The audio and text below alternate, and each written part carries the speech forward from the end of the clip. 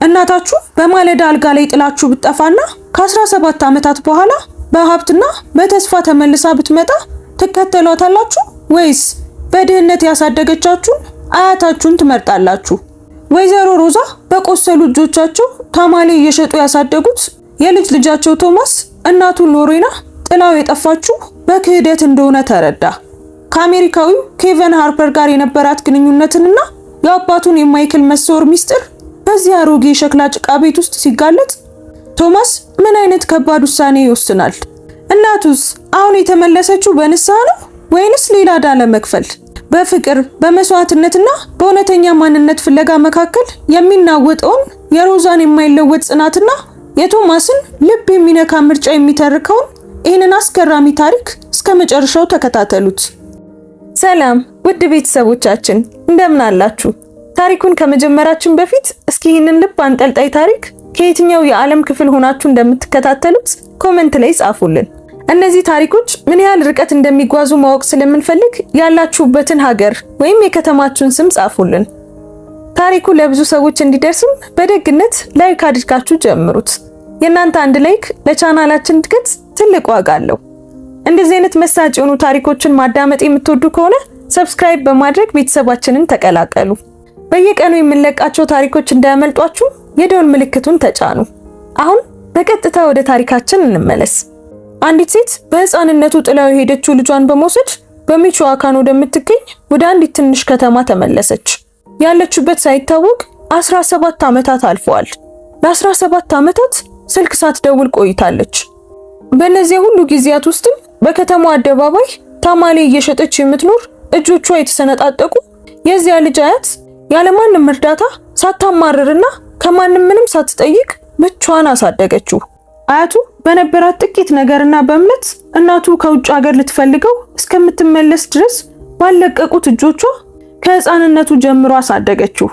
አንዲት ሴት ቆይ ለምን ልጇን ትታ ትሄዳለች? በማለዳው ምንም ማስታወሻ ሳታስቀምጥ በእነዚያ ከከተማ ርቃ በቆየችባቸው 17 ዓመታት ውስጥ ምን ተፈጠረ? ያቺስ አያት ልጁ ከተወለደበት ምሽት ጀምሮ በዝምታ የያዘችው ሚስጥር ምን ነበር? ምክንያቱም በዚያች ትንሽ የሸክላ ጭቃ ቤት ውስጥ እውነቱ ይፋ በሆነ ጊዜ ያ ወጣት ጥላት ለሄደችው ሴት የተናገረው ነገር በዚያ ከተማ ውስጥ ማንም የማይረሳው ነገር ነው። ነገር ግን በዚያ ቀን የሆነውን ለመረዳት ወደ መጀመሪያው መመለስ ያስፈልጋል። በአንዲት የቆሻሻ መንገድ መጨረሻ ላይ ወዳለች የሸክላ ጭቃ ቤት ከጧቱ 10 ሰዓት ላይ ወደምትነሳ ሴት እና ህይወቱን በሙሉ በሚስጥር ላይ እንደተገነባ ሳያውቅ ወዳደገው ልጅ በአብዛኞቹ ካርታዎች ላይ እንኳን በማይታየው ሳን ሁዋን ዴ ላስ ኮልቻስ በምትባል ትንሽ ከተማ ውስጥ ቀኑ የሚጀምረው ፀሐይ ከመውጣቷ በፊት ነው እና በዚያ በቆሻሻ መንገድ መጨረሻ ላይ ነፋሱ ሁልጊዜ አቧራ በሚያስነሳበት የሸክላ ጭቃ ቤት ውስጥ ገና ቀደም ብሎ ይጀምራል። ወይዘሮ ሮዝ እድሜያቸው 72 ነው። እንደሚያስታውሱት ሁሉ በየቀኑ እንደሚያደርጉት ከጧቱ 10 ሰዓት ይነሳሉ። መጀመሪያ የማገዶ ምድጃውን ያነዳሉ። ከዚያም ውሃውን ያሞቁታል። ከዚያም በየቀኑ ጧት በከተማው አደባባይ ለሚሸጡት ታማሌ የሚሆን ሊጥ ማዘጋጀት ይጀምራሉ። እጆቻቸው በራሳቸው ይንቀሳቀሳሉ። ለብዙ ዓመታት ተመሳሳይ ነገር ሲያደርጉ ስለቆዩ ማንም እንዲመራቸው አይጠብቁም። የሊጡ አካል፣ የበቆሎ ቅጠሉ አካል፣ ጭሱ በግድግዳው ስንጥቆች ውስጥ ዘልቆ የሚገባበትና መውጫ ቀዳዳ ወደማያገኙበት የዚያች አሮጌ ወጥ ቤት አካል ሆነዋል። ቶማስ አሁን እድሜው 17 ዓመት ነው። ከአያቱ ክፍል ጎን ባለች በአንድ ወቅት ቀለም በነበራት መጋረጃ ብቻ በተለየች ትንሽ ክፍል ውስጥ ይተኛል። በየቀኑ ጧት በምድጃ ውስጥ የማገዶን ድምጽ ሲሰማ ማንም ሳይጠይቀው ይነሳል። ፊቱን በባልዲ በቀዝቃዛ ውሃ ይታጠባል። ያረጁ ጫማዎችን ያደርግና እርሷን ለመርዳት ይመጣል። ትላልቅ ድስቶችን ወደ አደባባዩ ይሸከማል። መሸጫ ቦታውን ሁልጊዜም ባረፈበት ዛፍ ስር ያዘጋጃል እና የመጀመሪያዎቹ ደንበኞች እስኪመጡ ድረስ ከእርሷ ጋር ይቆያል። ከዚያም ወደ ትምህርት ቤት ይሄዳል። ከሰዓት በኋላ ሲመለስ መጠገን ያለበትን ነገር ይጠግናል። በደንብ የማይዘጋ በር፣ ለሳምንታት ሲንጠባጠብ የቆየ ጣሪያ። ሮዝ ልክ በጣም ውድ ነገር እንደሆኑ አድርጋ የበቆሎ ተክሎችን የምትንከባከብበትን የግቢ አጥር። በቀኑ መጨረሻ ሁለቱም ከቤት ውጪ ይቀመጣሉ። ሮዝ በመቁጠሪያዋ በዝምታ ትጸልያለች። ቶማስ ደግሞ ሰማዩን ይመለከታል። ምንም አይናገርም። ብዙ ማውራት አያስፈልጋቸውም። ፈልገውም አያውቁም። በከተማ ውስጥ ሁሉም ሰው የዚያን ቤት ታሪክ ያውቃል። ወይንም ቢያንስ ወይዘሮ ሮዝ በአቅራቢያ በማይኖሩበት ጊዜ በለሆሳስ የሚወራውን ወሬ። ልጁ ገና መራመድ ሳይጀምር ምራቷ ከአንድ የውጭ ሀገር ሰው ጋር እንደሄደች ይወራል። የሮዝ ብቸኛ ልጅ የሆነው ማይክል ድብደባውን መቋቋም አቅቶት አንድ ቀን ወዴት እንደሚሄድ ሳይናገር ከተማውን ለቆ እንደወጣ፣ ወይዘሮ ሮዝ ገና 1 ዓመት እንኳን ካልሞላው ሕፃን ጋር ብቻዋን እንደቀረች፣ እርዳታ ጠይቃ እንደማታውቅ፣ አማራም እንደማታውቅ፣ በከተማው አደባባይ ታማሌ እየሸጠች ቅዳሜና እሁድ የሰውን ልብስ እያጠበች ለጥቂት ሳንቲሞች ልብሶችን እየጠገነችና ለቶማስ የምግብ ሳህን እንዳይጎድለው አስፈላጊውን ሁሉ በማድረግ እንዳሳደገችው ሁሉም ያውቃል። በሳን ሁዋን ዴ ላስ ኮልቻስ አንድ ጊዜ እንኳን ስታለቅስ ያያት ማንም የለም። ግን ሁሉም የሚያዩት ማንም ጮክ ብሎ የማይናገረው ነገር አለ። ቶማስ እንደ ሮዝ ሳይሆን ብሩህ አይኖች ያሉት። የእሱ አይኖች እንደ ከተማው እርጥብ አፈር የጠቆሩ ናቸው። እንደ ማይክል አይደሉም። በግድግዳው ላይ በተሰቀሉት አሮጌ ፎቶግራፎች ላይ አይኖቹ ልክ እንደዚሁ የጠቆሩ ናቸው። የቶማስ አይኖች የዚያ ቤተሰብ አባል የሆኑ አይመስሉም። አንዳንድ ጎረቤቶች በመንገድ ላይ ሲያልፍ ሲያዩት እርስ በርሳቸው ያወራሉ። ልክ እሱ ሲዞር ወዲያውኑ የሚጠፋ ፈጣን የሹክሹክታ ወሬ። ግን ማንም ምንም አላለውም እና ሮዝ እነዚህን አይኖች ከየት እንዳመጣቸው ማንም በጠየቃት ቁጥር ወሬውን ትቀይራለች። በወይዘሮ ሮዝ ክፍል ውስጥ እሷ ባሮጌ ሪቫን ዘግታ በምትይዘው መሳቢያ ውስጥ ቶማስ ፈጽሞ ነክቷቸው የማያውቅ 2 ነገሮች አሉ። የመጀመሪያው መሃል ላይ የታጠፈ ፎቶግራፍ ነው። በአንድ በኩል ማይክል ይታያል፣ ወጣት ሆኖ ሪዝ ያለው፣ ህይወት ለሱ ጥሩ እንደምትሆን እንደሚያምን ሰው ፈገግ ያለ ነበር። በሌላ በኩል ደግሞ አዲስ የተወለደ ሕፃን ታቅፋ ረጅም ጥቁር ጸጉር ያላት አንዲት ወጣት ሴት ካሜራውን በልዩ ፈገግታ እያየች ትታያለች። ከደስታ ይልቅ የእፎይታ ስሜት የሚታይባት ሴት። ፎቶ በመሃሉ ላይ ጥልቅ ምልክት አለው። ልክ የሆነ ሰው እነዚያን 2 ሰዎች ለዘላለም ለመለየት የፈለገ ይመስላል። ሁለተኛው ደግሞ በአንድ የጫማ ሳጥን ውስጥ በገመድ የታሰሩ የደብዳቤዎች ክምር ነው። የማይክል ናቸው። እሱ ከወጣ ከጥቂት ጊዜ በኋላ መምጣት ጀመሩ። በየወሩ አንዳንዴም 2። ከዚያም ከጊዜ ወደ ጊዜ እየቀነሱ መጡና አንድ ቀን ዝም ብለው መምጣት አቆሙ። ሮዝ የትኛውንም አልጣለችም። በእያንዳንዱ ኤንቨሎፕ ውስጥ ልጇ አሁንም እየተነፈሰ እንዳለ፣ አሁንም እሷ መስማት የሚገባትን ነገር እየተናገረ እንዳለ አድርጋ በዚያ ሳጥን ውስጥ ትጠብቃቸዋለች። ቶማስ እናቱ እንደሄደች ያውቃል። አባቱም እንደጠፋ ያውቃል። የታሪኩን ጫፍ ጫፎች፣ ከውጭ የሚታዩትን ክፍሎች፣ መቅረቱን፣ ዝምታውን፣ 2 ሰዎች ብቻ በሚቀመጡበት ጠረጴዛ ላይ ያለውን ባዶ ወንበር ያውቃል። ነገር ግን ዝርዝር ሁኔታዎችን ጠይቆ አያውቅም። ያንን በር ለመክፈት ፈልጎ አያውቅም። ሮዝም ፍቃደኛ አልነበረችም። በዚያ ቤት ውስጥ ያለፈው ታሪክ ልክ እንደ ደብዳቤዎቹ በዝምታ ታስሮ ማንም በማይከፍተው መሳቢያ ጥግ ላይ ተቀምጧል። ነገር ግን አንዳንድ ነገሮች ማንም እንዲከፍታቸው አያስፈልጋቸውም። በራሳቸው ዝም ብሎ ይከፈታሉ። ሁሉም ነገር እንደነበረው ይቀጥል ነበር። ጠዋቶች፣ ታማሊዎቹ፣ ወደ አደባባዩ የሚወስደው መንገድ፣ ትምህርት ቤቱ፣ የዝምታ ከሰዓት በኋላዎች፣ ሁሉም ነገር ልክ ለ17 ዓመት እንደቀጠለው ይቀጥል ነበር። ነገር ግን 2 ነገሮች በአንዴ ተከሰቱ። ሁለቱም ደግሞ ፈቃድ አልጠየቁም። የመጀመሪያው የሮዝ አካል ነበር። አንድ ቀን ጧት የታማሊ ድስቶችን ተሸክማ ወደ አደባባዩ ስትሄድ ወይዘሮ ሮዝ መንገዱ መሃል ላይ ቆመች። ምንም አልተናገረችም። እጇን በሌላ ሰው ቤት ግድግዳ ላይ አሳረፈች። አይኖቿን ጨፈነችና ጠበቀች። ዓለም የሆነ ሰው ከእግሯ ስር መሬቱን እንዳንቀሳቀሰው ሆኖ ይዞርባት ነበር። ድስቱን በወገቧ ላይ ደግፋ አይኖቿን ጨፍና ሁሉም ነገር መዞሩን እስኪያቆም ድረስ በዝግታ እየተነፈሰች ለጥቂት ሰኮንዶች በዚያው ቆመች። ይህ ግን የመጀመሪያው አልነበረም። ለሳምንታት እንደዚህ ሲሰማት ቆይቷል። ነገር ግን ለማንም ተናግራ አታውቅም። በሽታ አልነበረም። ይልቁኑ ከበሽታ የከፋ ነገር ነበር። ምክንያቱም ስም አልነበረውም። ሁሉንም ነገር ብቻዋን ለ17 ዓመታት የመሸከም የተከማቸ ሸክም ነበር። ትልቅ ሸክም፣ ከባድ ሸክም። ታማሊዎቹ፣ ድስቶቹ፣ የሰው ልብሶች፣ ቤቱ፣ ልጁ፣ ዝምታው፣ ያ ሁሉ ነገር ይከብዳል። እናም ሰውነት ፈጥኖም ይሁን ዘግይቶ ዋጋውን መክፈሉ የማይቀር ነው። ወይዘሮ ሉፔ ከማዕዘኑ ላይ ሆና አየቻት። ሉፔ በሳን ሁዋን ዴ ላስ ኮልቻስ ሙሉን ታሪክ የምታውቅ ብቸኛ ሰው ነበረች። በለሆሳስ የሚወራውን ወሬ ሳይሆን ስሞችን፣ ቀናትንና ሮዝ ለማንም ያልተናገረቻቸውን እውነታዎችን የያዘውን እውነተኛውን ታሪክ በፍጥነት ቀርባ እጇን ያዘቻት።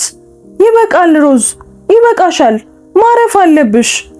ሮዝ አይኖቿን ከፈተችና ላለማስቀየም በፈለገ ሰው አይነት ነገር ግን ቀድሞውኑ የምታውቀው ነገር እንዲነገራት በማትፈልግ ሁኔታ ቀስ ብላ እጇን ለቀቀች። ሎፔ አልችልም። ቶማስ ለትምህርት ቤቱ መጽሐፍት ያስፈልጉታል። ተማሪዎቹ በራሳቸው አይሰሩም። ሎፔ አልተከራከረችም። ሮዝን ከ40 ዓመት በላይ ስለምታውቃት ከሷ ጋር መከራከር ማለት የሸክላ ጭቃ ግድግዳ ጋር እንደ መከራከር ማለት እንደሆነ ታውቃለች። ሁለተኛው የሆነው ነገር ደግሞ በአንድ ወረቀት ምክንያት ነበር። ቶማስ ለትምህርት ቤት ጉዳይ የልደት የምስክር ወረቀቱን ይፈልግ ነበር። ሮዝ አልነበረችም። ቀድሞውኑ ድስቶቹን ይዛ ወደ አደባባዩ ሄዳ ነበር። ስለዚህ ቶማስ አያቱ ሰነዶችን በምትይዝበት መሳቢያ ውስጥ ለመፈለግ ወደ ክፍሏ ገባ።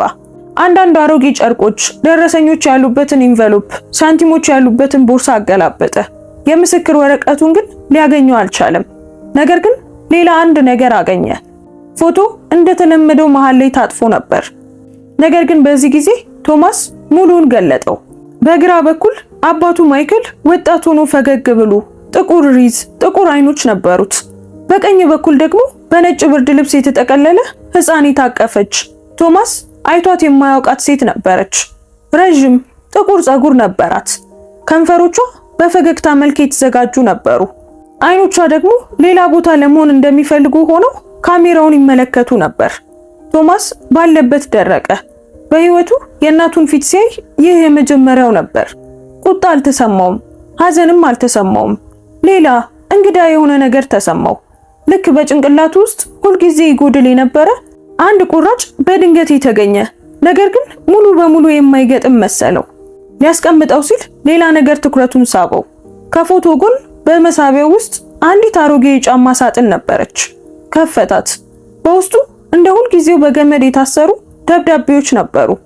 ነገር ግን በዚህ ጊዜ ቶማስ ባሉበት አልተዋቸውም።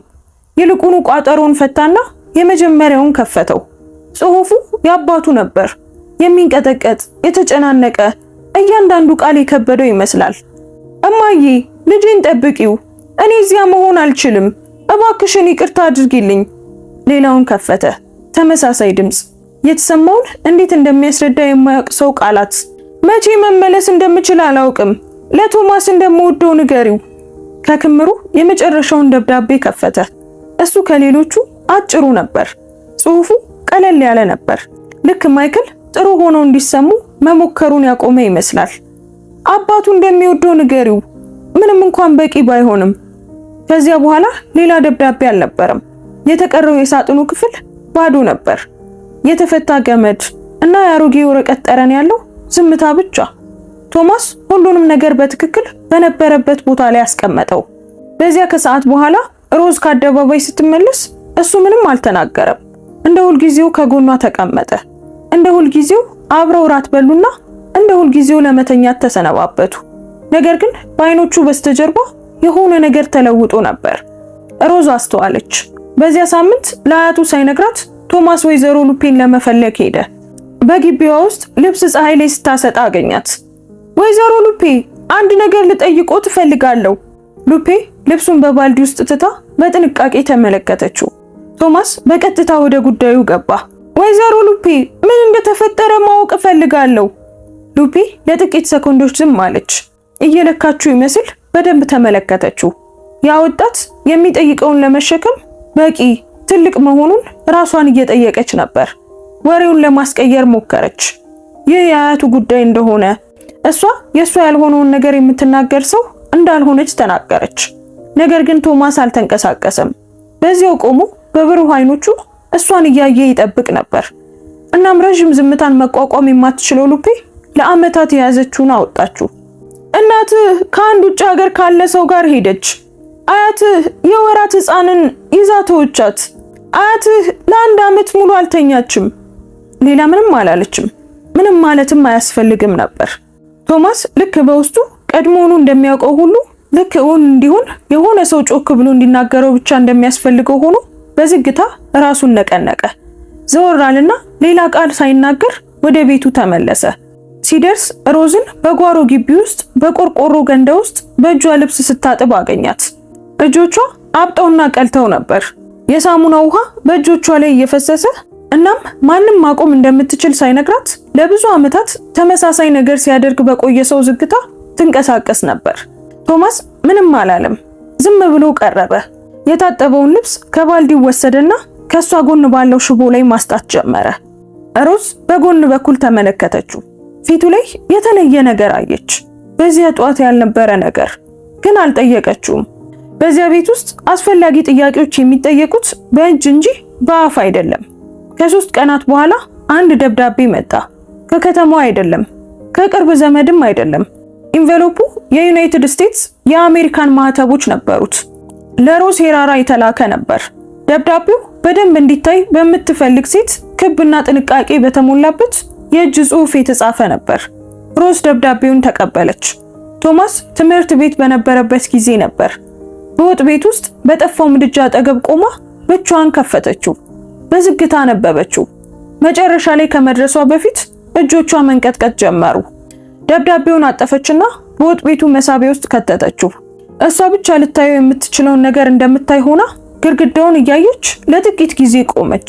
በዚያ ምሽት ለ17 ዓመታት ለመጀመሪያ ጊዜ ወይዘሮ ሮዝ ሽምብራውን አቃጠለች።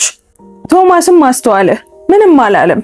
ነገር ግን ሳይቃወም የተቃጠለውን ሽምብራ ለመብላት ሲቀመጥ ሮዝ በዓይኖቿ ውስጥ ያለውን እንዳያይ ፊቷን ወደ ምድጃው ማዞር ነበረባት። የሆነ ነገር እየመጣ ነበር።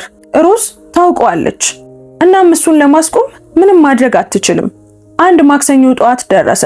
የከተማ ታርጋ ያለው የተከራየ ግራጫ ቫን መኪና በከተማው መግቢያ ላይ ቆመና ለመርገብ ጊዜ የፈጀ አቧራን አስነሳ። ከሱ ውስጥ የ38 ዓመት ሴት ወረደች። እሷ በሳን ሁዋን ዴ ላስ ኮልቻስ ውስጥ ያለን ማንንም ወይም ምንንም አትመስልም ነበር። አዲስ ጂንስ፣ ብራንድ ያለው ቲሸርት፣ ጥቁር የፀሐይ መነጽር አድርጋ ነበር። የቆሻሻ መንገዱን እያየች መነጽሩን በዝግታ አወለቀችው። ልክ ቀድሞ የማታውቀው ወይም ማወቅ የማትፈልገውን ቦታ እንደምታይ ሰው ትመስል ነበር። ሎሬና ነበረች። በመንገዱ መጨረሻ ወዳለው የሸክላ ጭቃ ቤት ተራመደች። በሩ እንደ ሁልጊዜው ክፍት ነበር። እናዚያም መግቢያውን እንደ ሁልጊዜው በመጥረጊያ እየጠረገች ወይዘሮ ሮዝ ነበረች። ሁለቱም ተያዩ። ሎሬና ለመናገር አፏን ከፈተች። ሮዝ የፊቷን አንድም ጡንቻ አላንቀሳቀሰችም። በዓይኖቿ ውስጥ መገረም፣ ቁጣ ወይም እፎይታ አልነበረም። ሊመጣ እንደማትፈልገው ነገር ለቀናት ስትጠባበቅ የነበረ ሰው የረጋ እይታ ብቻ ነበር።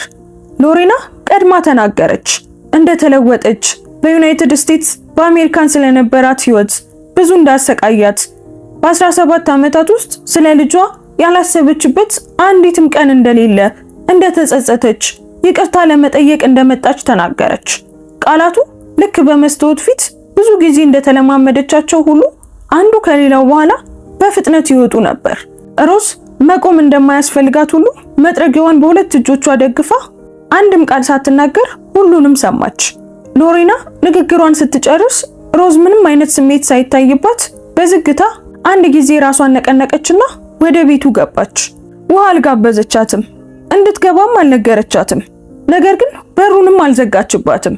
ከዚያ ከሰዓት በኋላ ቶማስ ከትምህርት ቤት ሲመለስ ግራጫው ቫን በውጭ ቆሞ አየ። ወደ ቤት ሲገባ የማያውቃት ሴት ሳሎን ውስጥ ተቀምጣ አገኛት። ሁለት የፕላስቲክ ወንበሮችና አንድ አሮጌ የእንጨት ጠረጴዛ ያለበትን ክፍል ሳሎን ማለት ከተቻለ ማለት ነው። ሴትዮዋ እንዳየችው ወዲያውኑ ቆመች። ከዚያም ቶማስ ያልጠበቀው ነገር ሆነ። ሴትዮዋ እጇን ወደ አፏ ወሰደች። ከንፈሮቿ ተንቀጠቀጡ። ልክ መንፈስ እንደምታይ ሆና ታየው ነበር። ነገር ግን የፍርሃት መንፈስ ሳይሆን ከረጅም ጊዜ በፊት ያጣችው ነገር ይመስላል። አይኖቿ ወደ ቶማስ አይኖች ወረዱ። ብሩህ አይኖች፣ እናም የማይክል ያልሆኑ አይኖች፣ የሮዝ ያልሆኑ አይኖች። ሎሬና ወዲያውኑ አወቀቻቸው እና ለሰከንድ ያህል ፊቷ ላይ ትወና ወይም ልምምድ ያልሆነ እውነተኛ የሚመስል ነገር ታየ። እጆቿን ዘርግታ ወደ እሷ አንድ እርምጃ ተራመደች። ቶማስ በቁጣ ሳይሆን የማናውቀው ሰው በፍጥነት ሊቀርበን ሲል በሚሰማን የተፈጥሮ ስሜት ወደ ኋላ አንድ እርምጃ ፈገፈገ። ማብራሪያ ፍለጋ አያቱን ተመለከተ። ሮዝ በወጥ ቤቱ አጠገብ ሽርጥ አድርጋ እጆቿን ፊት ለፊት አጣምራ ቆማ ነበር። አይኑን እያየች ሁሉንም ነገር የቀየሩ 3 ቃላትን ተናገረች። ሎሬና ናት፣ እናትህ የሚቀጥሉት ቀናት ሳን ሁዋን ዴ ላስ ኮልቻስ ለዓመታት ካሳለፋቸው ሁሉ በጣም እንግዳ የሆኑ ቀናት ነበሩ። ሎሬና በከተማው ብቸኛ ማረፊያ ቤት ማራገቢያና የሚጮህ አልጋ ባለው ክፍል ውስጥ አረፈች። እናም በየቀኑ ጧት በሸክላ ጭቃ ቤቱ መታየት ጀመረች። ሁልጊዜም የሆነ ነገር ታመጣ ነበር። በመጀመሪያው ቀን ቶማስ በከተማው ሱቅ ቴሌቪዥን ላይ ብቻ አይቶት የሚያውቀውን አይነት አዲስ ሞባይል ነበር። ሁለተኛው ቀን ደግሞ ከሌላ ፕላኔት የመጡ እስኪመስሉ ድረስ የሚያንጸባርቁ ነጭ ከውጭ የመጡ ስኒከር ጫማዎች ነበሩ። ከዚያም ልብስ፣ ቦርሳ፣ የእንግሊዝኛ ፊደላት ያሉበት ኮፍያ። ሎሬና ስለ ውጭው ዓለም ልክ ቶማስን እንደሚጠብቅ ስጦታ አድርጋ ታወራ ነበር። ስለ ትልልቅ ከተሞች፣ በዶላር ስለሚከፍሉ ስራዎች፣ ሁሉም ነገር ነፃ ስለሆነባቸውና ክፍሎቹ የአየር ማቀዝቀዣ ስላላቸው ትምህርት ቤቶች ታሪኮችን ትነግረው ነበር። በጥሩ ወረቀት እንደተጠቀለለ ተስፋ ጥሩ በሚመስልና በሚሰማ በራስ መተማመን ትናገር ነበር። ከተማው ማውራት ጀመረ። አንዳንድ ጎረቤቶች ሎሬና ተጸጽታ ተመልሳለች፣ ሰዎች ይለወጣሉ፣ ሌላ እድል መስጠት ያስፈልጋል ይሉ ነበር። እንደ ወይዘሮ ሉፔ ያሉ ሰዎች ደግሞ ምንም አይናገሩም ነበር። ነገር ግን ከማንኛውም ቃል በላይ የሆነን ነገር በሚገልጽ ሁኔታ ከንፈሮቻቸውን ያጠብቁ ነበር። ሉፔ ሎሬናን ታውቃት ነበር። ሌሎቹ የማያውቁትን ነገር ታውቅ ነበር። እናም የምታየው ነገር ደስ አላሰኛትም። ቶማስ በስጦታዎቹ አልተደለለም። ስልኩን ሳይነካው ጠረጴዛው ላይ ትቶት ነበር። ያረጁ ጫማዎቹን እንደ ሁልጊዜው ያደርግ ነበር። ነገር ግን አንድ ምሽት ሶስቱም ከቤት ውጪ ተቀምጠው ሳለ ሮዝ በወንበሯ፣ ቶማስ በመረገጫው ላይ፣ ሎሬና ደግሞ በተዋሰችው ወንበር ላይ ቁጭ ብለው ሳለ ሎሬና በቶማስ ውስጥ እንደ ዝግታ ቢሏ የገባ ነገር ተናገረች። አያትህ የቻለችውን ሁሉ ሰጥታለች ቶማስ፣ ማንም ያንን አይክድም። ግን አሁን በጣም ደክማለች። እጆቿን ተመልከት።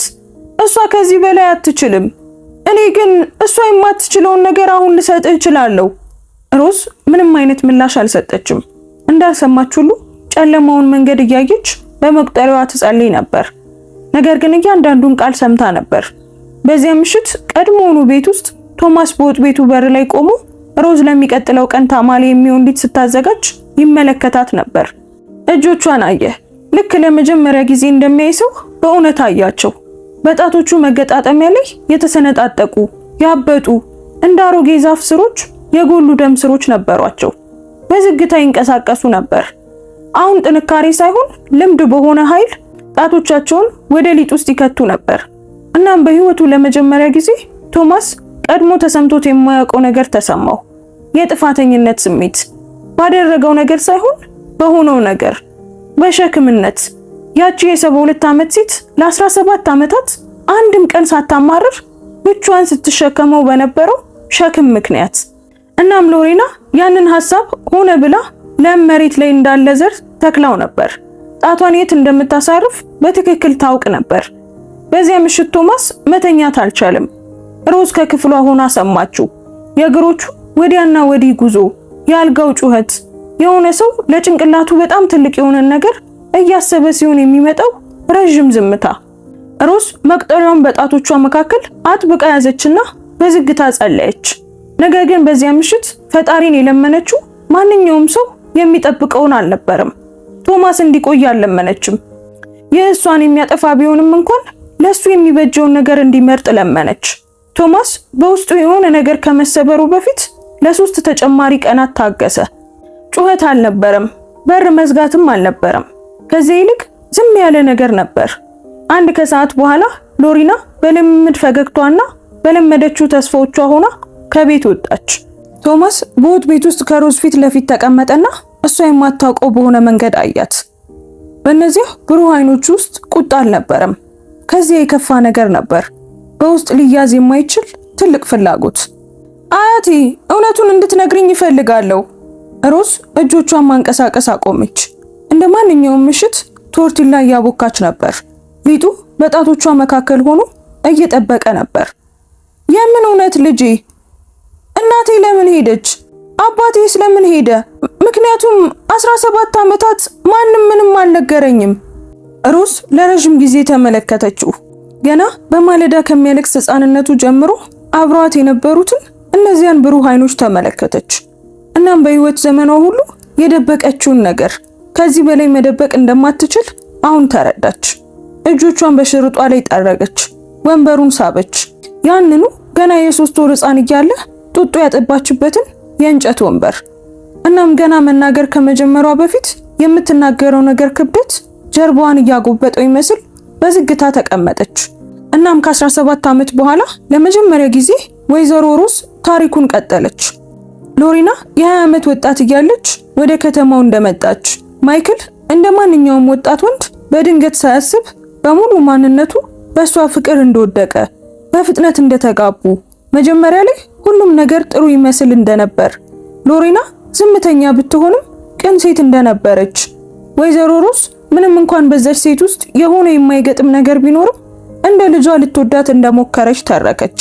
በከተማው አቅራቢያ በትላልቅ ማሽኖችና በእንግሊዘኛ በሚናገሩ ሰዎች የተሞላ አንድ የአሜሪካን የግብርና ኩባንያ እንደነበር፣ እዚያም ኬቪን ሃርፐር የሚባል ሰው ይሰራ እንደነበረ ሎሪና መጀመሪያ ላይ መደበኛ በሚመስሉ ምክንያቶች ለጉዳይ፣ ለግዢ፣ ጓደኛ ለመጠየቅ እያለች ኩባንያ ወዳለበት ከተማ ደጋግማ መሄድ እንደጀመረች፣ መውጣቷ እየረዘመና ምክንያቶቿ እያጠሩ ሲመጡ ሮዝ መጠርጠር እንደጀመረች ተረከችለት።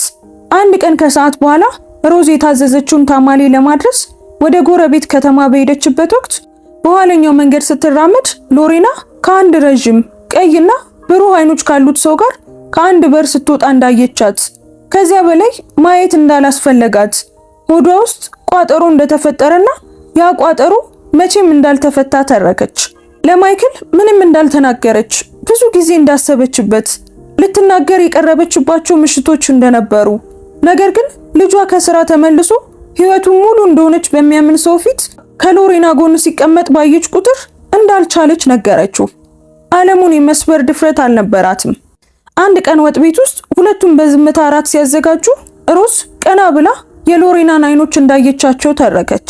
ምንም አላለችም። ምንም ማለት አያስፈልግም ነበር። እይታው ሁሉንም ነገር ተናግሯል። እናም ሎሪና በዚያ ቅስፈት ሮዝ እንደምታውቅ ለወራት ታውቅም እንደነበረ አብረው ጠረጴዛ ላይ በተቀመጡ ቁጥር ሮዝ ሳህን ባቀበለቻት ወይም ደህና ደሪ ባለቻት ቁጥር ያንን እውነት በዝምታ ተሸክማ እንደነበር ተረዳች። ከዚያ ምሽት ጀምሮ ሎሪና የሮዝን አይኖች በድጋሚ አላየችም።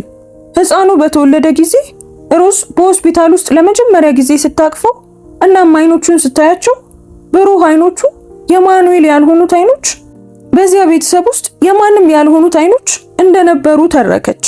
በዚያ ቅስፈት ሮዝ ልቧን ለሁለት የሰበረውን አንድ ነገር ተረዳች። ያ ልጅ የልጅ ልጇ ላይሆን ይችላል፣ የኬቪን ሃርፐር ልጅ ሊሆን ይችላል። ነገር ግን በዚያው ምሽት ሕፃኑ በእቅፏ ተኝቶ እና ማይክል በሆስፒታሉ ወንበር ላይ እያንኮራፋ ሳለ ሮዝ መቼም የማይለወጥ ውሳኔን እንደወሰነች ተረከች። ያ ልጅ የልጅ ልጇ ነበር። ከየትም ይምጣ፣ የማንንም ደም ያዝ፣ ሲተኛ ተመልክተው የሷ እንደሆነ ወሰነች። ሌላ ምንም አላስፈልጋትም። ከጥቂት ሳምንታት በኋላ አንድ ማለዳ ሎሪና ሕፃኑን ወጥ ቤት ውስጥ ባለ አልጋ ላይ ትተው ውጭ ሞተሩ ተከፍቶ በሚጠብቃት መኪና ውስጥ ሻንጣዋን ከታ እንደሄደች ተረከች። ማስታወሻ እንኳን አላስቀመጠችም። ማብራሪያም አልሰጠችም። ወደ ኋላ ሳታይ ከኬቨን ሃርፐር ጋር ሄደች። እናም ዳግመኛ አልደወለችም። ሮዝ ሁልጊዜም ሎሪና በሁለት ምክንያቶች እንደሄደች ታምናለች።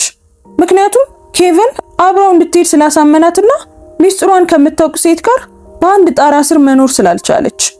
ማይክል ሲነጋ ሕፃኑን ብቻውን ወጥ ቤት ውስጥ እንዳገኘው፣ የልጁ ለቅሶ እንደቀሰቀሰው፣ ሎሪናን በቤቱ በግቢው በመንገዱ ሁሉ እንደፈለጋት የሆነውን በተረዳ ጊዜ ወጥ ቤቱ ወለል ላይ ከአልጋው አጠገብ እንደተቀመጠና ሮዝ መታ ሕፃኑን ከጎኑ እስካነሳችው ድረስ እንዳልተነሳ ተረከች። ማይክል ለ6 ወራት በዚያ ቤት ውስጥ እንደቆየ፣ ነገር ግን ያ ማይክል እንዳልነበር፣ ሳይናገር በደንብ ሳይበላ ሳይተኛ ግቢ ውስጥ ተቀምጦ ተራራውን የሚያይ ባዶ ሰው ሆኖ እንደነበር ተረከች። ሮዝ ሁሉንም ነገር እንደሞከረች ተናገረች። ሕፃኑን በእቅፉ ይዛ ሁሉም ንቁ በሚሆኑበት ጊዜ ታወራው ነበር። ነገር ግን ምንም አልጠቀመም። አንድ ቀን ማይክል በማለዳ ተነስቶ ታጥቦና ንጹህ ልብስ ለብሶ ሮዝን በቤቱ በር ላይ እንዳቀፋት፣ ቶማስን በአልጋው ላይ ተኝቶ እንዳየውና ሮዝ መቼም የማትረሳውን ነገር እንደተናገረ ተረከች። እዚህ መቆየት አልችልም እማዬ፣ ባየሁት ቁጥር እሷ ትዝ ትለኛለች። የእሱ ጥፋት አይደለም፣ ግን እኔ አልችልም። በዚያ ጧት ከከተማው ወጣ። ለ2 ዓመታት ደብዳቤዎችን ላከ። እዚያው ቶማስ ከቀናት በፊት በመሳቢያው ውስጥ ያገኛቸውን ደብዳቤዎች፣ በሚንቀጠቀጥ እጅ የተጻፉ አጫጭር ደብዳቤዎች፣ ይቅርታ የተሞሉና እንዴት እንደሚገልጸው በማያውቀው ሐዘን የተሞሉ ደብዳቤዎች፣ አንድ ቀን መምጣት እስኪያቆሙና ዝምታው ሁሉንም ነገር እስኪበላው ድረስ። ሮዝ ማይክል በህይወት ይኑር ወይም ይሙት መቼም አላወቀችም።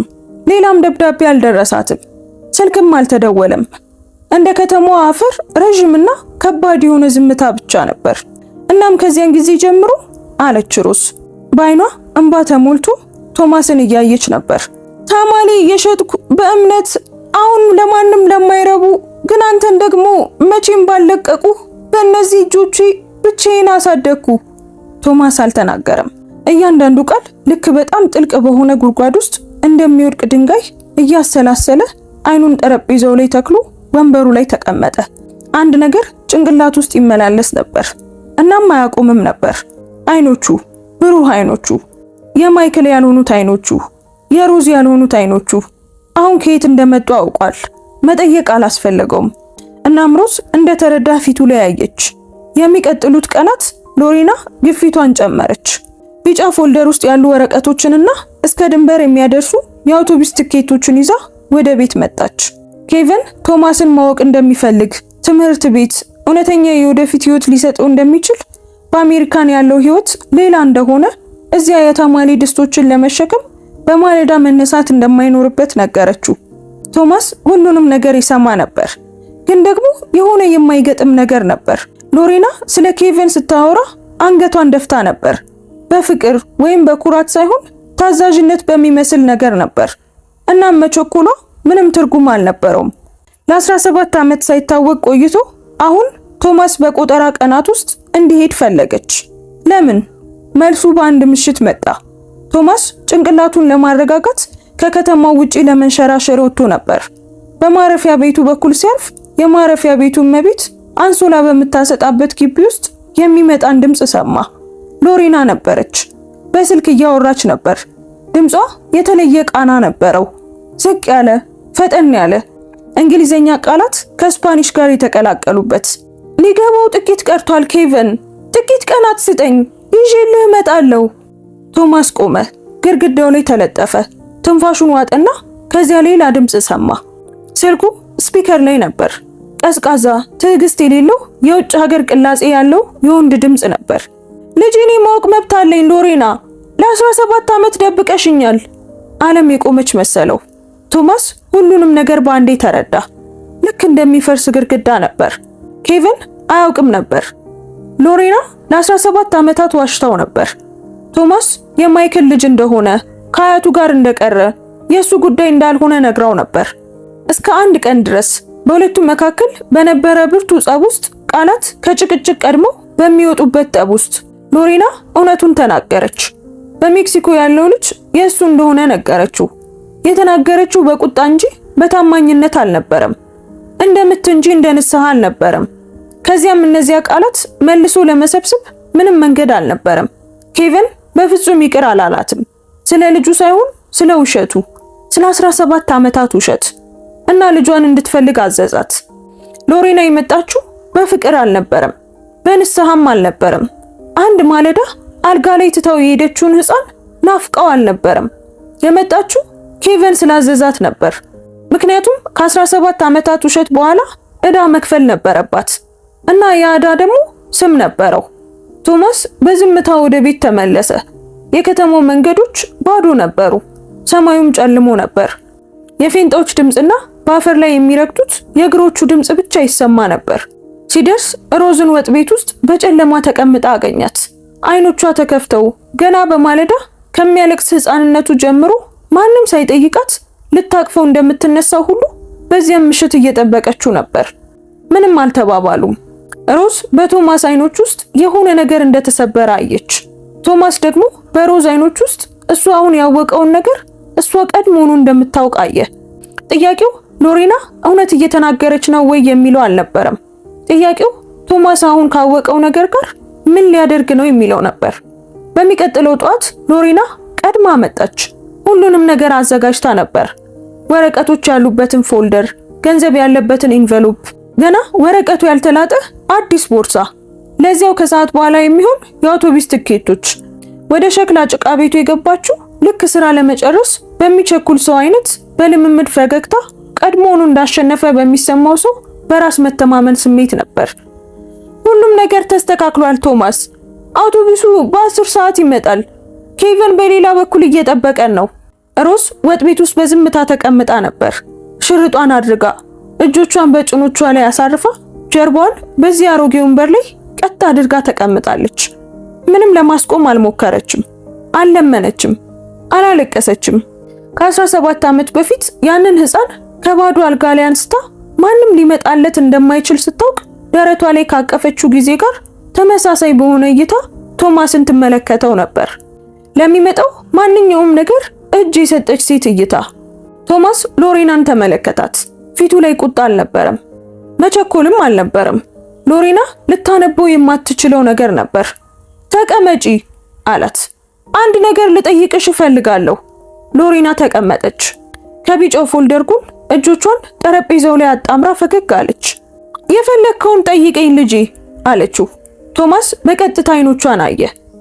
ኬቨን እኔ መኖሬን ካወቀ ስንት ጊዜ ሆነው? ፈገግታዋ ጠፋ። በድንገት አይደለም፣ በነፋስ እንደሚጠፋ ሻማ ቀስ በቀስ እየደበዘዘ ሄደ። የሎሬና ከንፈሮች ምንም ድምፅ ሳይወጣቸው ተከፍተው ቀሩ። ሮዝ አይኖቿን ጨፈነች። ዝምታ መላውን ወጥ ቤት ሞላው። ሎሬና ወዲያውኑ መልስ አልሰጠችም። 3 ሰከንዶች፣ 5፣ 10 በዚያ የሸክላ ጭቃ ቤት ውስጥ ዘላለም የሚመስል ጊዜ አለፈ። ውስብስብ ነው ቶማስ። ስታድግ የምትረዳቸው ብዙ ነገሮች አሉ። ቶማስ ድምፁን አላነሳም፣ አላስፈለገውም ነበር። በስልክ ስታወሪ ሰምቼሻለሁ። ሎሬና ባለችበት ደርቃ ቀረች። ኬቨን እኔን እንድትፈልጊ እንደላከሽ አውቃለሁ። ለ17 ዓመታት እንደዋሸሽ ሰምቻለሁ። እኔ የማይክል ልጅ እንደሆንኩ ነግረሽው ነበር እና በቅርቡ በአንድ ጸብ ውስጥ እውነቱን ተናገርሽ። እሱም ተቆጥቶ እኔን እንድታመጪኝ ላከሽ። እያንዳንዱ ቃል በዝግታ በጽናት ያለ ጥላቻ ልክ በአንድ ጉድጓድ ውስጥ አንድ በአንድ እንደሚወድቁ ድንጋዮች ይወጡ ነበር። ስለዚህ አንድ ነገር ብቻ ማወቅ ፈልጋለሁ። ቶማስ ጥቂት ቆይታ አደረገ። የሎሬናን አይኖች አየ። ከዚያም አይኖቿን ጨፍና መቁጠሪያዋን ጣቶቿ ነጭ እስኪሆኑ ድረስ አጥብቃ የያዘችውን ሮዝን አየ። አንቺ የመጣሽው ለኔ ብለሽ ነው ወይስ እሱ ስለላከሽ? ሎሬና ለማልቀስ ሞከረች። አይኖቿ በእንባ ተሞሉ እና ትክክለኛ ቃላትን እንደሚፈልግ ግን እንደማያገኝ ሰው ከንፈሮቿ ተንቀጠቀጡ። ስለ ንስሐ ተናገረች። ስለሱ እያሰበች ስለምታለቅስባቸው ምሽቶች ተናገረች። ርቆ መኖር ምን ያህል ከባድ እንደሆነ ተናገረች። ስለ እናት ፍቅር አወራች።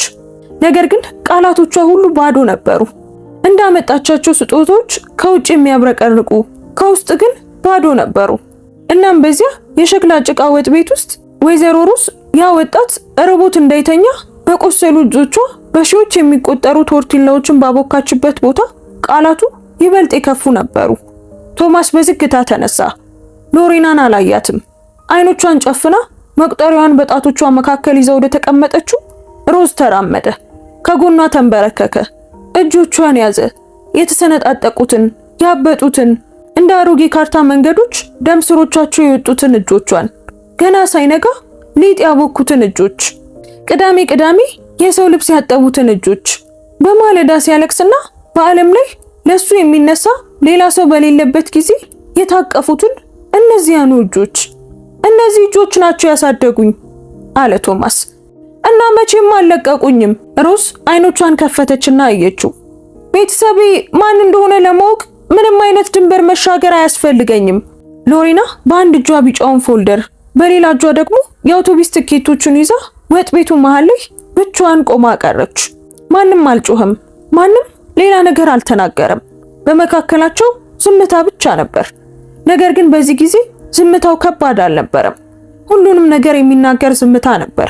ሎሬና ምናልባት ሁልጊዜም የምታውቀውን ግን ለመቀበል ያልፈለገችውን ነገር ተረዳች። የሷ ያልሆነውን ነገር እንዳጣች፣ የተተወን ነገር መልሶ መጠየቅ እንደማይቻል፣ ፍቅር በሞባይል ስልኮች፣ በአውቶቡስ ትኬቶች ወይም የተሻለ ህይወት በሚሰጡ ተስፋዎች እንደማይገዛ ተረዳች። ወደ ኋላ ሳታይ ከሸክላ ጭቃ ቤቱ ወጣች። ወደ ግራጫው ቫን ገባች። ሞተሩን አስነሳች እና በህይወቷ ለሁለተኛ ጊዜ ሳን ሁዋን ዴ ላስ ኮልቻስን ለቃ ሄደች። ነገር ግን በዚህ ጊዜ የተለየ ነበር። ምክንያቱም በዚህ ጊዜ ማንም ተኝቶ አልነበረም። ቀናት አልፎ በሳን ሁዋን ዴ ላስ ኮልቻስ ያለው ህይወት እንደ ሁል ጊዜው ሆነ። ዝግ ያለ፣ ጸጥ ያለ፣ ማብራሪያ በማያስፈልጋቸው ልማዶች የተሞላ። ሮዝ እንደገና ከጧቱ 10 ሰዓት መነሳት ጀመረች። ቶማስ እንደገና በምድጃ ውስጥ የማገዶን ድምጽ መስማትና ማንም ሳይነግረው ጫማዎቹን ማድረግ ጀመረ። ድስቶቹ ወደዚያ የቆሻሻ መንገድ ተመለሱ። አደባባዩ የበቆሎ ሊጥ ጠረንን ማሽተት ጀመረ እና ከተማዋ ምንም እንዳልተፈጠረ ሁሉ ወደ ነበረችበት ዝምታ ተመለሰች። ነገር ግን የሆነ ነገር ተለውጦ ነበር። ቶማስ ጣሪያውን ጠገነ። በሮዝ ክፍል ውስጥ ለሳምንታት ሲንጠባጠብ የነበረውን ሁሉንም ነገር ከመጀመሩ በፊት እያስተላለፈው የነበረውን ያንን ጣራ አንድ ቀን ጧት ከጎረቤቶች ከተማ ባገኛቸው ሲሚንቶና ቆርቆሮዎች ደፈነው። ሮዝ በወጥ ቤቱ በር ላይ ሆና ውሃ በብርጭቆ ይዛ ጣራ ላይ ሆኖ አየችው። ፊቷ ላይ ፈገግታ ባይሆንም ፈገግታ የሚመስል ነገር ግን ነበር። ከዚያም ሌላ ነገር መጣ። ቶማስ ታማሊዎቹን ወደ አደባባይ እሱ ሲወስድ ሮዝ ጧት እቤት እንድትቆይ መወትወት ጀመረ። መጀመሪያ ቀን ሮዝ እሷ ብቻዋን እንደምትችል ሁሉ ጊዜም እንደቻለች በመናገር እምቢ ብላው ነበር። በሁለተኛው ቀን ቶማስ አልጠየቃትም። ዝም ብሎ ቀድሞ ተነሳ። እሷ ከክፍሏ ሳትወጣ ድስቶቹን ተሸክሞ ወጣ። ሮዝ ሽርጥ አድርጋ እና እጆቿ ባዶ ሆኖ ምንም ከማይፈለግባቸው ጧት ጋር ምን እንደምታደርግ ሳታውቅ ወጥ ቤት ውስጥ ቆማ ቀረች። የቀረችው ማረፍ ስለፈለገች ሳይሆን ቶማስ ይህንን ማድረግ እንደሚያስፈልገው ስለተረዳች ነው። እሷ እሱን እንደጠበቀችው ሁሉ እሱም እሷን መጠበቅ ነበረበት። አንድ ቀን ግቢ ውስጥ ተቀምጠው ፀሐይ ከተራራው በስተጀርባ እየጠለቀች እና ሰማዩ ብርቱካናማ እየሆነ እያለ ቶማስ ለረጅም ጊዜ ይዞት የነበረውን ጥያቄ ጠየቀ። ልክ ቃላቱ እንደሚከብዱት ሁሉ መሬቱን እያየ በዝግታ ጠየቀ። አያቴ፣ እኔ የማይክል ልጅ ነኝ ወይስ የዚያ ሰው ልጅ ነኝ? ሮዝ ወዲያውኑ መልስ አልሰጠችውም። ለረጅም ጊዜ ዝም ብላ ተመለከተችው። ያ የ17 ዓመት ወጣት አልጋ ላይ አልቃሻ የነበረ ህፃን፣ እሷ ስታበስል ሽርጧን ይጎትታት የነበረው ህፃን፣ አሁን ጣራ የሚጠግንላትና ድስቶችን የሚሸከምላት፣ እሷ እንድታርፍ ፀሐይ ከመውጣቷ በፊት የሚነሳ ጎልማሳ ሆኗል።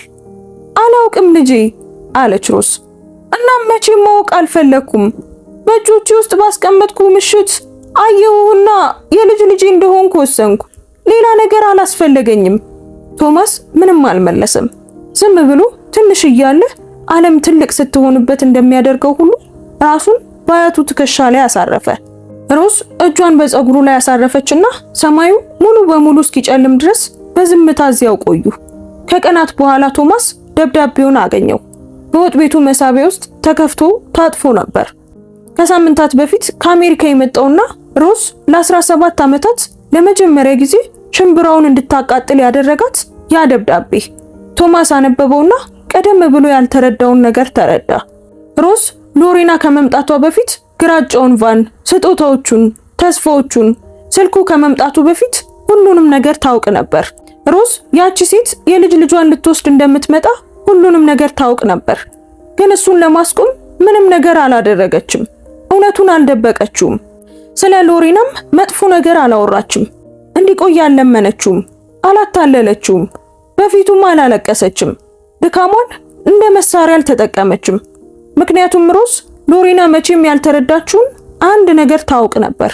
በየቀኑ በቆሰሉ እጆች፣ በከባድ ድስቶችና እንቅልፍ በሌላቸው ሌሊቶች የሚገነባ ፍቅር መከላከል እንደማያስፈልገው እሱ ራሱን በራሱ ይከላከላል። የዚህ ታሪክ መጨረሻ ምንም የተለየ ነገር የለውም። በሳን ሁዋን ዴ ላስ ኮልቻስ እንደማንኛውም ቀን የሆነ ጠዋት ነው። ፀሐይ ቀድማ ትወጣለች። አቧራው በነፋስ ይነሳል። እናም በከተማው አደባባይ እንደ ሁል ጊዜው በዛፉ ስር የታማሊ መሸጫ አለ። ነገር ግን ከመሸጫው ጀርባ ያለችው ወይዘሮ ሮዝ አይደለችም። የአያቱን ሽርጥ ያደረገው ያንኑ ድስቶች የያዘው አስፈላጊ ነገሮች ያለመቸኮል እንደሚሰሩ በተረዳ ሰው ትዕግስት የከተማውን ሰው የሚያስተናግደው ቶማስ ነው። አንዲት ትንሽ ልጅ ሳንቲሞችን በእጇ ይዛ ቀረበችና ታማሊ ገዛችው። ቶማስ ሰጣትና ከዚያም ፈገግ ብሎ ሌላ ተጨማሪ በስጦታ መልክ ሰጣት። ወይዘሮ ሉፔ በእግር ስታልፍ ከመሸጫው ጀርባ አየችውና ቆመች። ሁሉንም በሚያውቁና ሁሉንም በሚደብቁ በእነዚህ አይኖቿ ከላይ እስከ ታች አየችው። እናም ቶማስ በህይወቱ ሁሉ ጊዜ የማይረሳውን ነገር ነገረችው። ልክ እንደ አያትህ። ቶማስ ፈገግ አለ። ምንም አላለም። ምንም ማለትም አያስፈልግም ነበር። ምክንያቱም በካርታ ላይ በማትታይ ከተማ አደባባይ ቆሞ አንድ ቀን የሮዝን እጆች በሚመስሉ እጆቹ ታማሌ እየሸጠ ነበር። ይህ ለ17 ዓመታት ማንም ያልሰጠው ትልቁ ምስጋና ነበር። እንደ ቤተሰብ። አንዳንዴ ቤተሰብ በደም አይወሰንም። ማንም በማይፈልግ ጊዜ በያዙ እጆች ይወሰናል። አንተ እንድትተኛ የሆነ ሰው እንቅልፍ አጥቶ ባሳለፋቸው ሌሊቶች፣ በዝምታ ዓመታት፣ በመስዋዕትነትና በምንም ምትክ ባልተጠየቀ ፍቅር ይወሰናል። ወይዘሮ ሮዝ ቶማስ የሷ እንደሆነ የሚናገር ወረቀት መቼም አላስፈለጋትም። ከመጀመሪያው ምሽት ጀምሮ አውቃ ነበር እና ቶማስን መምረጥ ሲኖርበት እሱም አወቀ። ውድ ቤተሰቦቻችን የዛሬው ታሪካችን በዚሁ ተጠናቋል። ታሪኩን እንዴት አገኛችሁት? እናንተ በቶማስ ቦታ ብትሆኑ ምን ታደርጉ ነበር? እስኪ ሐሳብ አስተያየታችሁን ኮሜንት ላይ ጻፉልን፣ እንወያይበት። ታሪኩ ለብዙ ሰዎች እንዲደርስና እንዲማሩበት ላይክ እና ሼር አድርጉት። እንደዚህ አይነት መሳጭ የሆኑ ታሪኮችን መስማት የምትወዱ ከሆነ ደግሞ ሰብስክራይብ አድርጋችሁ ቻናላችንን ተቀላቀሉ። በየቀኑ የምናደርሳችሁ ታሪኮች እንዳያመልጧችሁ የደወል ምልክቱን ተጫኑ። እናመሰግናለን። እንወዳችኋለን። ቸር ቆዩን።